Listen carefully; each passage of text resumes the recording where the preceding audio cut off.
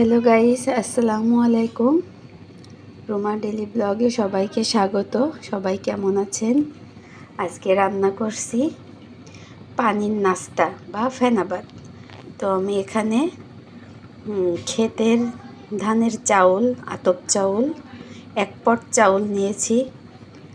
তো ভাত রাঁধতে আমরা যে পানিটা দিই তার ডাবল পানি দিয়েছি এতে। তো চালটা ধুয়ে ভালো করে পানি দিয়ে বসিয়ে দিয়েছি, বলকও চলে আসছে, এই দেখুন। এখন আমরা অপেক্ষা করব চালটা ভালোভাবে ফুটে যাওয়া পর্যন্ত। আমি অপেক্ষা করে করে এখন আসলাম। ভাতটা আমার 3 ভাগে 1 ভাগ সিদ্ধ হয়েছে। তো এখন আমি আস্তে করে অল্প জালে রান্না করব আর ঘুরতে থাকবো। এখানে দিয়ে দেব পরিমাণ মতো লবণ দিয়ে দিয়েছি। আর এখানে একটা নারকেল কুড়িয়ে নিয়েছি, এই নারকেলটাও দিয়ে দেব। লবণ দিয়ে দিলাম, নারকেল দিয়ে দিলাম। এবার ঘুটে ফুটে ভালো করে আমি মিশিয়ে নেব।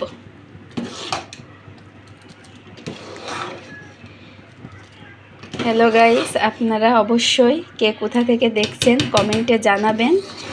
আর আমার এই পানির নাস্তা বা ফেনাবাদটা কেমন হলো অবশ্যই কমেন্টে জানাবেন। আর কার কার পছন্দ সেটাও জানাবেন। তো আমি একটু অনবরত এরকম নাড়াচাড়া করে নেব, ঘুটে ঘুটে সব কিছু ভালোভাবে নারকেল লবণ মিশে গেছে কিনা সেটা একটু টেস্ট করে দেখব।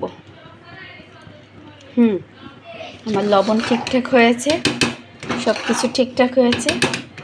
এবার আমি বারবার করে একটু ঘুটে নেব। পানির নাস্তা বা ফেনাবাদ একদমই রেডি, এই দেখুন। তো এবার আমি গরম গরম বেড়ে নেব।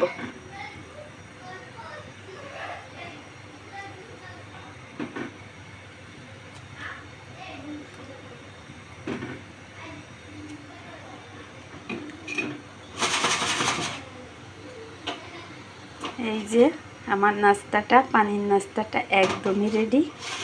এই হচ্ছে পানির নাস্তা রান্না।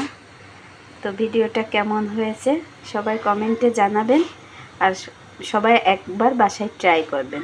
পাকা কলা বা খেজুরের গুড় দিয়ে পানির নাস্তা খেতে খুবই ভালো লাগে। খুব গরমের দিনে বিশেষ করে খুব ভালো লাগে, পেটটা ঠান্ডা থাকে। তো সবাই ভালো থাকবেন, সুস্থ থাকবেন। আল্লাহ হাফেজ।